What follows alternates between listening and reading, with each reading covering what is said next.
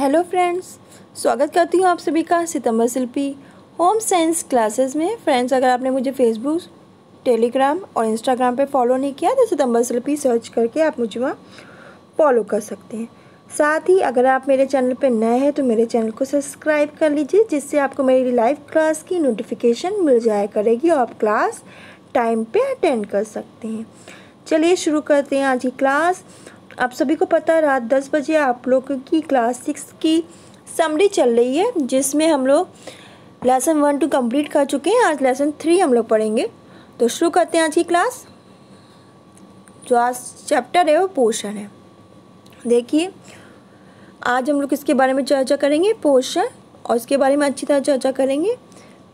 पहले तो इसमें बताया गया है कि गाजर में क्या होता है, विटामिन ए, और पालक के बारे में बताया गया था कि क्या होता है, पालक खाने से क्या होता है, खून की कमी नहीं होती है और पालक में लौह तत्व बहुत अधिक मात्रा में होता है। पहले तो इसको नोट डाउन कर ले। फिर पोषण क्या है, तो भोजन में पाए जाने वाले पोषक तत्वों द्वारा शारीरिक आवश्यकताओं की पूर्ति करना ही पोषण है। तो हम भोजन करते हैं, ठीक है। एक होता है बस भूख लगी और जल्दी से जो मिला वो खा लिया, वो पोषक तत्व वाला भोजन नहीं हुआ कि भूख लगी मैगी बना ली खा लिया और बस पेट भरने के लिए, तो उसमें मैगी में पोषक तत्व आपको नहीं मिलेगा। तो भोजन में पाए जाने वाले पोषक तत्व द्वारा शारीरिक आवश्यकताओं की पूर्ति करना ही पोषण है। हमें ऐसा भोजन करना चाहिए, ऐसे तत्वों को अपने भोजन में सम्मिलित करना चाहिए जिससे हमें क्या मिले, पोषक तत्व। तो भोजन में पाए जाने वाले पोषक तत्व द्वारा शारीरिक आवश्यकताओं की पूर्ति करना पोषण है। जैसे शारीरिक वृद्धि, विभिन्न रोगों से शरीर की सुरक्षा, समस्त अंगों का समुचित विकास। तो अगर हम पोषण युक्त वाला भोजन लेंगे तो हमारे शरीर की वृद्धि होगी, विकास होगा, हमारा शरीर निरोग रहेगा, हमारे जो रोग हैं उनसे हमारे शरीर की रक्षा होगी। तो ये सब पोषक तत्वों के कारण ही संभव हो पाएगा। शरीर के पोषण के लिए हम जिन भोज्य पदार्थों को ग्रहण करते हैं उसे भोजन कहते हैं। तो शरीर के पोषण के लिए हम जो भी भोज्य पदार्थ ग्रहण करते हैं उसे हम भोजन कहते हैं। हमें प्रतिदिन भोजन में दाल, चावल, रोटी, सब्जी, फल, दूध एक निश्चित मात्रा में अवश्य लेना चाहिए, क्योंकि इन्हीं से हमें पोषक तत्व मिलेगा, मैगी खाने से नहीं। तो शरीर में पोषण के लिए हमें जिन भोज्य पदार्थों को ग्रहण करते हैं उसे हम भोजन कहते हैं। हमें प्रतिदिन भोजन में दाल, चावल, रोटी, सब्जियों, फल, दूध का एक निश्चित मात्रा में क्या करना चाहिए, निश्चित मात्रा में ज़रूर लेना चाहिए। भोजन हमारे लिए क्यों आवश्यक है? हमारे जीवन में भोजन बहुत ही इम्पोर्टेंट है भाई। बिन भूख लगेगी तो आप कुछ ना कुछ खाओगे, जो भी होगा सामने रखा होगा आप खाओगे। तो हमारे जीवन में भोजन बहुत महत्व है भोजन का। भोजन में पाए जाने वाले विभिन्न पोषक तत्वों से हमारे शरीर का पोषण, निर्माण, वृद्धि, विभिन्न रोगों से सुरक्षा होती है।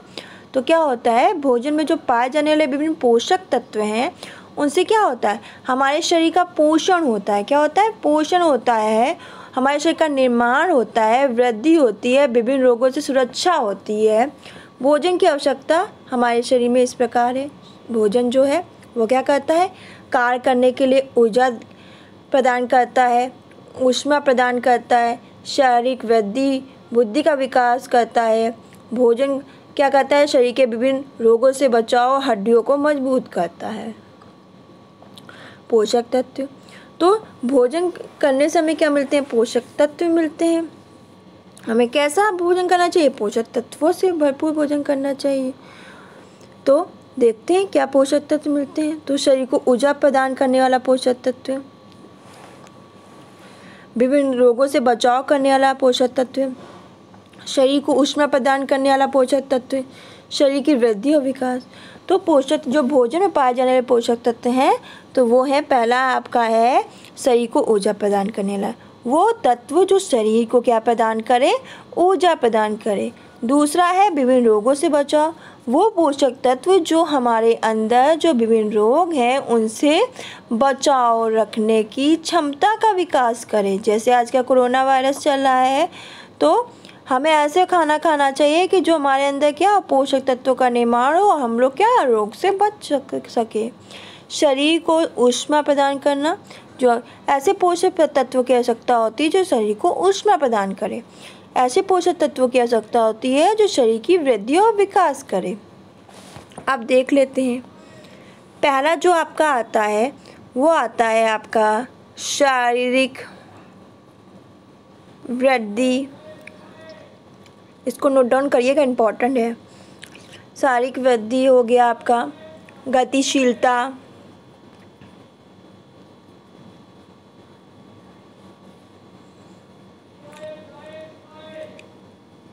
आदि कार्यों के लिए। शारीरिक वृद्धि, विकास, गतिशीलता आदि कार्यों के लिए ऊर्जा प्रदान करने वाले भोज्य तत्व कौन कौन से, इनको देखेंगे। शारीरिक वृद्धि, विकास, गतिशीलता आदि कार्यों के लिए ऊर्जा प्रदान करने वाले भोज्य तत्व को देखेंगे। तो देखते हैं। तो सबसे पहले इसमें आएगा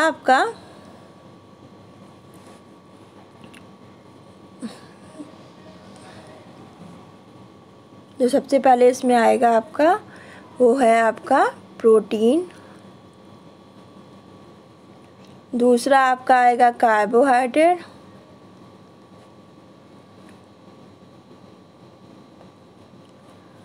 यानी स्टार्च व शर्करा।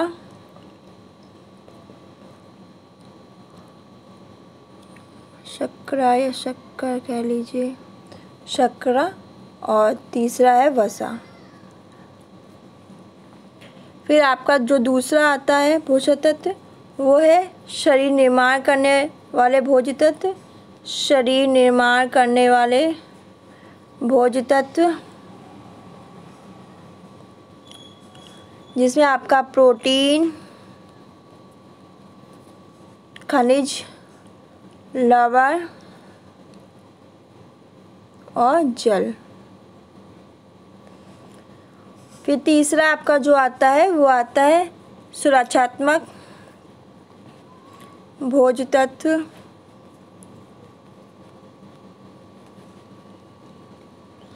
जिसमें आपका आता है विटामिन, खनिज, लवण,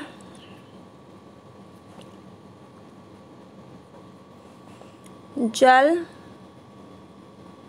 प्रोटीन, ये सब आता है। तो ये सब इसको नोट डाउन कर लीजिएगा, इम्पॉर्टेंट है। भोजन में पाए जाने वाले विभिन्न प्रकार के पोषक तत्वों से हमारा शरीर पूरी तरह से स्वस्थ रहता है। जो भोजन में पाए जाने वाले पोषक तत्व होते हैं उनसे हमारा शरीर क्या होता है, विभिन्न पोषक तत्वों से हमारा शरीर क्या होता है, स्वस्थ रहता है। भोजन को तरल बनाने के लिए व रक्त निर्माण करने में जल का महत्वपूर्ण स्थान होता है। तो याद रखिएगा पूरी तरह से कि भोजन को तरल, क्वेश्चन भी आया है, भोजन को तरल बनाने और रक्त का निर्माण करने में किसका महत्वपूर्ण स्थान होता है, तो जल का। भोजन को तरल बनाने और रक्त का निर्माण करने में किसका महत्वपूर्ण स्थान होता है, जल का। तो भोजन में पाए जाने वाले विभिन्न प्रकार के पोषक तत्वों से हमारा शरीर पूरी तरह स्वस्थ रहता है और भोजन को तरल बनाने और रक्त निर्माण करने में जल का महत्वपूर्ण स्थान होता है। अब देखते हैं भोजन पका के खाने से क्या लाभ होता है। देखिए कोई भी भोजन है पका के खाएंगे तभी अच्छा होता है, कच्चा भोजन अच्छा नहीं होता है, शरीर के लिए हानिकारक होता है। पहला क्या होता है, भोज्य पदार्थों को पकाने का मुख्य उद्देश्य क्या होते हैं। पहला होता है पचाने योग्य। भोजन पकाने के पश्चात आसानी से क्या किया जा सकता है, चबाया जा सकता है। तो भोजन ऐसा पकाना चाहिए कि वो अच्छी तरह हम चबा पाएँ, क्योंकि जब ठीक प्रकार से चबा पाएंगे तो आराम से पच भी जाएगा। दूसरी बात है स्वाद बनाना। क्या होना चाहिए, देखिए भोजन जो है वो स्वाद में तो अच्छा होना ही चाहिए, साथ में जो उसकी बाह्य संरचना है, मतलब जो प्रेजेंटेशन है वो भी बहुत आकर्षक होना चाहिए, रुचिपूर्ण होना चाहिए, जो देखिए उसे बस लगे खा लें। फिर है हानिकारक कीटाणुओं को नष्ट होना। तो क्या होता है, भोजन पकाए जाने से सब्जियों आदि में पाए जाने वाले जो हानिकारक जीवाणु कीटाणु होते हैं वो क्या होते हैं, नष्ट हो जाते हैं। भोजन को पका के खाने की विधि पर ही उसके पौष्टिक तत्वों की उपलब्धता निर्भर करती है। तो भोजन पका के खाने की विधि, जो भोजन पका के खाने की विधि है उसी पर उसकी क्या पौष्टिक तत्व की जो उपलब्धता है वो निर्भर करती है। भोजन पकाने से पूर्व कुछ बातें ध्यान रखनी है। पहला कि साग सब्जी को धोने के पश्चात ही काटें, चावल पकाते समय मार ना निकालें, आटा छान कर रोटी ना बनाएं, चोकर सहित आटे से बनी रोटियां पौष्टिक होती हैं, भोजन पकाने वाला बर्तन स्थान स्वयं भी स्वच्छ रहे, यानी कि जो भोजन बना रहा है वो भी जो भोजन बना रहा है वो भी स्वच्छ हो, ऐसा ना हो गंदा संदा हो, तो वो भी अच्छी बात नहीं है। दूसरा, भोजन पकाने से संबंधित सामग्री को अपने पास रख लें। ये ना हो कि एक बार बना रहे हैं कुछ तो पता चला कि कलछुल लेने के लिए कहीं और जा रहे हैं, कुछ जो भी भोजन बनाने के लिए जो पकाने की जो सामग्री है वो एक जगह रख ले, जिससे समय की भी बचत होगी और जल्दी से आप काम कर लोगे। भोजन पकाने की विधियाँ, तो भोजन पकाने के तरीके बताए गए हैं। पहला इन्होंने बताया जल द्वारा पकाना, दूसरा भाप, तीसरा चिकनाई, चौथा आग की आंच में पकाना।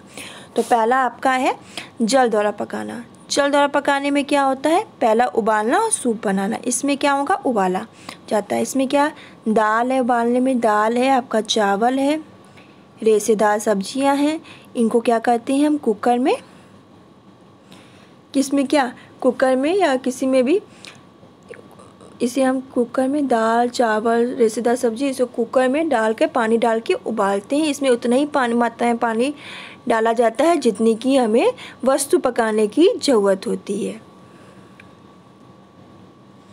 फिर दूसरा था सूप बनाना। तो सूप बनाने के लिए जिस वस्तु का सूप बनाना है उसे क्या करते हैं, जल में यानी पानी में डाल के उबालते हैं। जो इससे क्या होता है कि वस्तु का जो पोषक तत्व होता है तो वो क्या होगा, जल में आ जाएगा। यानी जिस वस्तु का भी हमें क्या करना है, सूप बनाना है, उसे हम पानी में डाल के उबालते हैं और उससे क्या होगा, उस वस्तु का जो पोषक तत्व है जल में आ जाएगा और सूप बनाने में अधिक से अधिक पानी मात्रा में लेना चाहिए। सूप बनाने में क्या करना चाहिए, जो पानी है वो अधिक मात्रा में लेना चाहिए। भाप द्वारा पकाना। तो भाप द्वारा पकाने में हमारी दो विधियाँ आती हैं। पहली है आपकी वाष्प द्वारा पकाना, दूसरा भापना। तो वाष्प द्वारा पकाना, इसमें क्या होता है भोज्य पदार्थ में पाए जाने वाली नमी से जो होती है उसी से ही भोजन पक जाता है। इसमें पानी नहीं डालते, वाष्प वाले में पानी नहीं डालेंगे और भोजन में पाए जाने वाली नमी से ही भोजन पक जाता है। दूसरा होता है भपाना। तो एक भगोना लेंगे, इसमें हम क्या करेंगे, पानी डाल दिया, पानी डालने के बाद भगोने के ऊपर कपड़ा बांध दिया, ये भगोना लिया, भगोने में पानी डाल दिया और जो उसका ऊपर खुला हिस्सा है इस पर कपड़ा बांध दिया, ऐसे करके।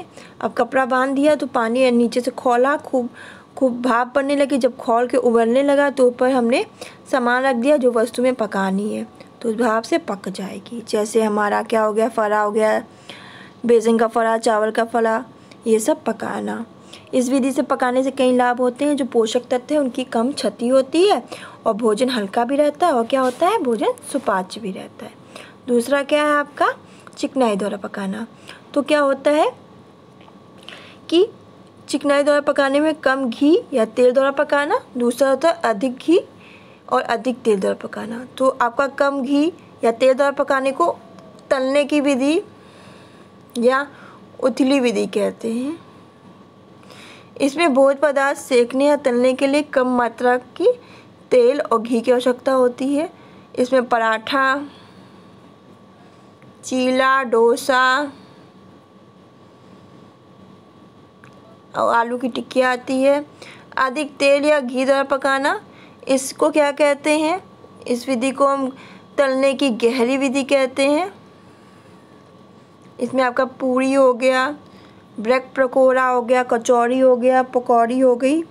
इसमें इतना घी और तेल डालते हैं जो आपकी सामग्री है वो अच्छी तरह उसमें डूब जाए। फिर आग की आंच में पकाना। इसमें क्या होता है, भूनना और आपका सेकना होता है। भूनने में आप समझ लीजिए आपका भुट्टा भूनते हो वो, इसे कम आंच में भूना जाता है। इसमें भुट्टा हो गया, बैगन भूनना है आपका, आलू भूनना, तो वो सब आता है। सेकना, इस विधि में जो आग होती है वो थोड़ी ज़्यादा होती है, जिसमें क्या होता है, तंदूरी रोटी और बाटी रोटी सेकी जाती है। तंदूरी और बाटी रोटी है वो सेकी जाती है। इसमें क्या है, तंदूरी रोटी पकाने के लिए एक गहरा चूल्हा होता है और जिसे तंदूर कहते हैं। जो तंदूरी रोटी है उसके पकाने के लिए गहरा चूल्हा होता है जिसे हम क्या कहते हैं, तंदूर कहते हैं। और इसमें क्या होता है, तंदूर की दीवार पे रोटियां हैं वो चिपका दी जाती हैं और उसकी जो तंदूर की आंच में पक जाती हैं। और बाटी को कंडे के अंगार में रखकर सेका जाता है।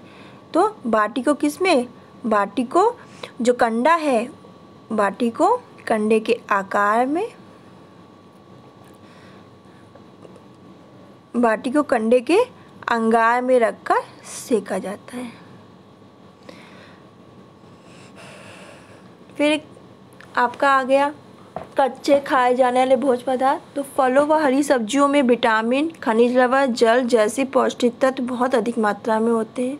जो फल व हरी सब्जियों में विटामिन है, खनिज लवण है, जल है जैसे पौष्टिक तत्व बहुत अधिक मात्रा में होते हैं। फल को धोकर कच्चा खाना चाहिए, जैसे अमरूद, केला, संतरा, अनानास आदि। नींबू, संतरा, आंवला, अमरूद में विटामिन बी, सी बहुत अधिक होता है। याद रखिएगा, नींबू, संतरा, आंवला, अमरूद में विटामिन बी, सी बहुत अधिक मात्रा में होता है। पकाने से उनके क्या होते हैं, विटामिन नष्ट हो जाते हैं।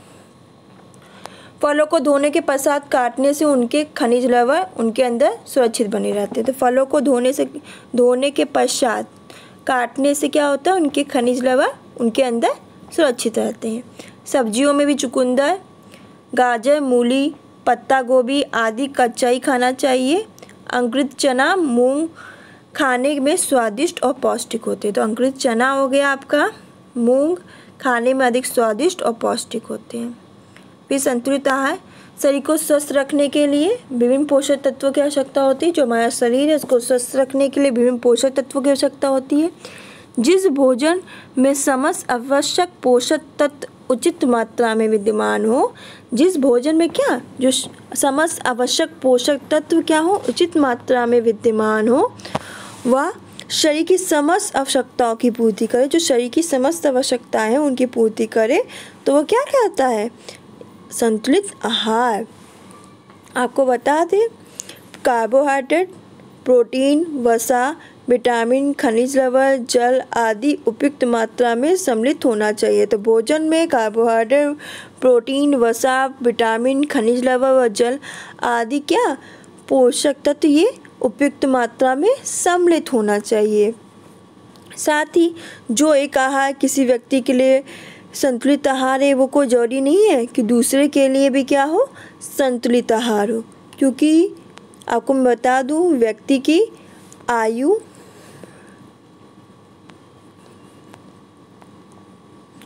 क्रियाशीलता,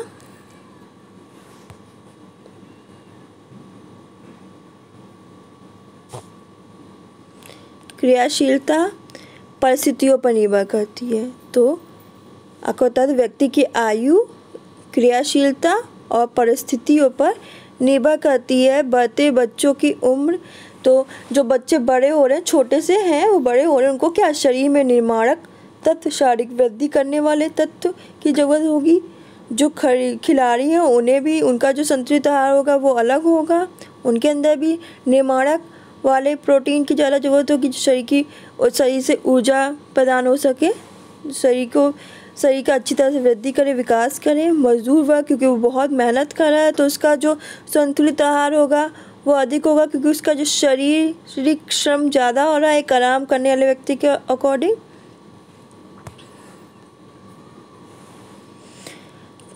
और साथ ही बता दो, जो प्रेग्नेंट लेडी है और एक नॉर्मल लेडी, उसके भी संतुलित आहार में बहुत अंतर होता है। क्योंकि जब लेडी प्रेग्नेंट होती है उस समय पोषक तत्वों की मांग होती है वो बहुत अधिक बढ़ जाती है। क्या हो जाती है, बहुत अधिक बढ़ जाती है। तो एक नॉर्मल जो लेडी नॉर्मल खाना खाती है वो तो खा सकती है, वह प्रेग्नेंट लेडी में पोषक तत्वों की मात्रा बढ़ जाती है। तो ये कोई जरूरी नहीं जो संतुलित आहार एक व्यक्ति के लिए संतुलित हो वो दूसरे के लिए भी हो, इसी से क्लियर होता है। फिर संतुलित भोजन में निम्न बातों को ध्यान रखना चाहिए। जन्म से पूर्व बच्चे की देखभाल गर्भवती माँ के द्वारा लिए जाने वाले भोजन से ही प्रारंभ होती है। तो जन्म से पूर्व बच्चे की देखभाल गर्भवती माँ के द्वारा लिए जाने वाले भोजन से ही प्रारंभ होती है। गर्भवती माताओं की संतुलित आहार के अंतर्गत दाल, चावल, रोटी, सब्जी, दूध, दही, सलाद आदि उचित मात्रा में दें। भोजन में लौह तत्व हेतु हरे पत्तेदार सब्जी, चुकंदर, कैल्शियम हेतु दूध, दही, पनीर आदि जो भी संभव हो। आयोडीन की पूर्ति हेतु सब्जी में प्याज, आयोडीन युक्त नमक प्रयोग करें। बच्चे के जन्म के 6 माह पश्चात ही उसके खान पान पर ध्यान दिया जाए। प्रोटीन के लिए दूध, दाल का पानी बच्चे को दें। कार्बोहाइड्रेट की पूर्ति के लिए चावल का मार, रोटी का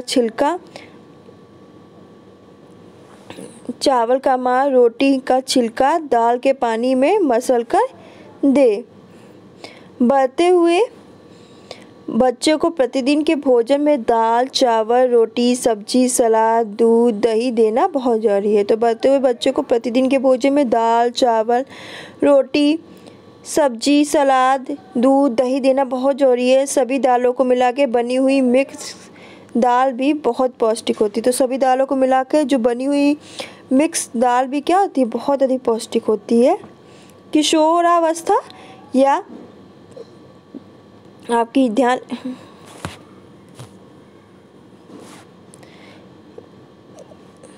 किशोरावस्था या 12 वर्ष की उम्र होने पर बालिकाओं को संतुलित आहार देने के साथ ही कुछ ऐसे भोज्य पदार्थ भी दें जिसमें लौह तत्व जो हो पर्याप्त मात्रा में। तो किशोरावस्था या 12 वर्ष की उम्र होने पर बालिकाओं को संतुलित आहार देने के साथ ही साथ कुछ ऐसे भोज्य पदार्थ भी देने चाहिए जिनमें जो लौह तत्व है वो पर्याप्त मात्रा में मिले।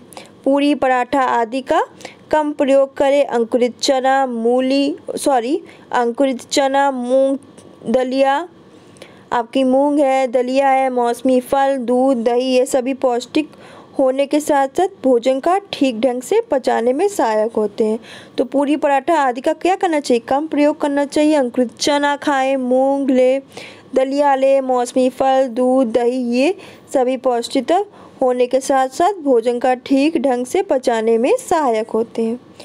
बहुत अधिक महंगे भोज्य पदार्थ जैसे काजू, बादाम, सेब आदि पौष्टिक तत्वों से भरपूर होते हैं, पर कोई ज़रूरी नहीं कि आपको महंगो ही जो पदार्थ उन्हीं से पौष्टिक तत्व मिलेगा। आप मौसमी फल भी ले सकते हो, सब्जी, अमरूद, गाजर, नाशपाती, चुकंदर, बेर, केला आदि खा के भी पौष्टिक तत्व प्राप्त कर सकते हो। जंक फूड यानी कोल्ड ड्रिंक्स की जगह फलों का रस ले, लस्सी, मट्ठा, शरबत का प्रयोग करें। ये बर्गर, पिज़्ज़ा, चाउमीन को दूर रखें क्योंकि ये सेहत के लिए हानिकारक है। तो इसी के साथ आपका चैप्टर 3 आज फिनिश होता है, पोषण।